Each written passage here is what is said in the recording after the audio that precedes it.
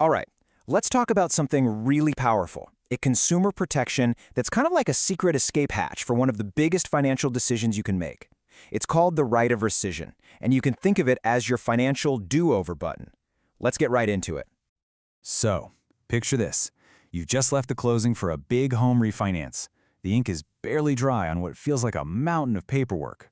And then that little voice in your head starts whispering, "Did I just make a giant mistake?" Well, what if I told you that, in a lot of cases, you actually get a chance to change your mind completely penalty-free? That chance is called the right of rescission. It's your legal right as a consumer to straight up cancel certain types of loans that are secured by your home. The best way to think of it is as a mandatory cooling off period. It forces a pause, giving you 3 days to just step back, look at everything without any pressure, and decide if the loan is really, truly the right move for you before it's all final. So, why is this so important?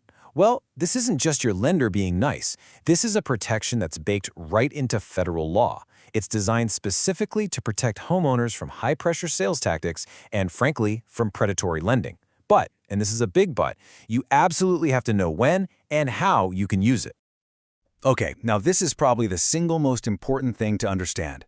The right of rescission is for when you borrow against the home you already live in, your main home. So here's the crucial part. It does not apply to the loan you get to actually buy your house in the first place.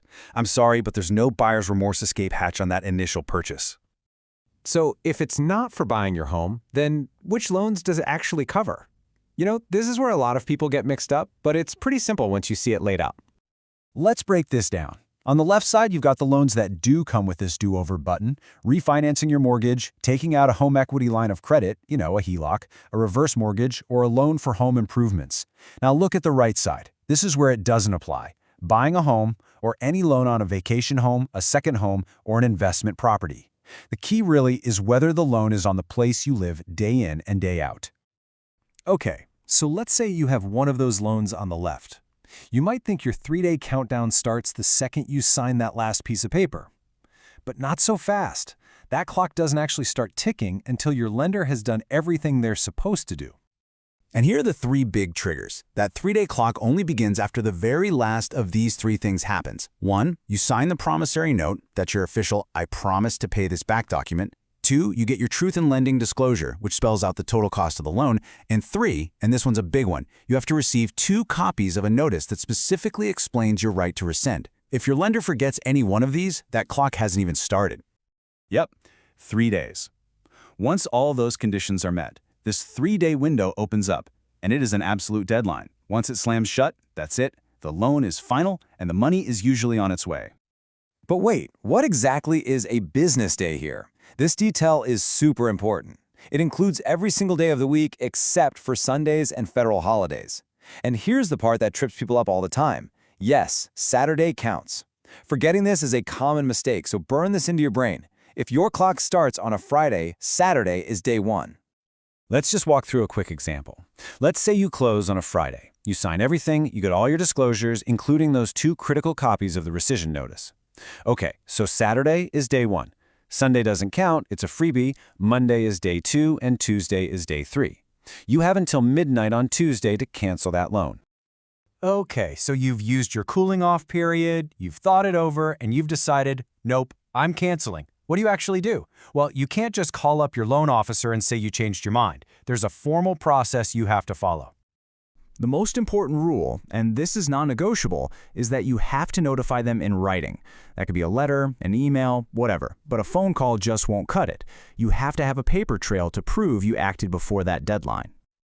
And check this out. This is a fantastic piece of protection for you. Your cancellation is effective the moment you send it, not when the lender gets it. So, in our example, if your deadline is Tuesday at midnight, as long as your letter is postmarked or your email is sent by 11:59 p.m., you are golden, even if the lender doesn't actually see it until Thursday morning. So once the lender gets your written notice, the ball is in their court. They have their own deadline. They have 20 calendar days to return every single penny you've paid them. That means appraisal fees, application fees, all of it. The entire transaction is basically unwound, like it never even happened. Now, like with any rule, there are a few really important exceptions and special situations. These are the things that can totally change the game, so you definitely need to know about them. Okay, this is a big one. What happens if the lender messes up? Remember those 3 triggers we talked about? Well, if your lender fails to give you the correct truth in lending disclosures, or, and this is more common, they don't give you those 2 copies of your right to rescind notice, your cancellation window doesn't just go away. It extends from 3 days to a whopping 3 years. It's a massive remedy for improper disclosures, though using it usually means you'll need some legal help. But what about the flip side of that coin? What if you have a true emergency, like your basement is flooding right now, and you absolutely cannot wait 3 days for that loan money? Well, the law does have a way to handle this, but the bar is set very, very high. You can waive your right to rescind, but it is not a simple checkbox on a form. First, it has to be for what's called a bona fide personal financial emergency. Then, you have to provide a dated, written statement that specifically describes the emergency and says you're waiving your rights. And here's the kicker. Every single person on that loan has to sign that waiver. This isn't something a lender can just sneak into the paperwork. It has to be a deliberate choice you make for a very serious reason. So, to wrap all of this up, let's end with one last key thought. After you walk away from that closing table for your refi or home equity loan, what is the very first document you should dig out of that massive stack of papers and double-check? It's your notice of right to rescind. Make absolutely sure you have 2 copies, because their very existence in your hands is what starts the clock on your most powerful protection, the right to take a breath, and if you need to, hit that financial do-over button.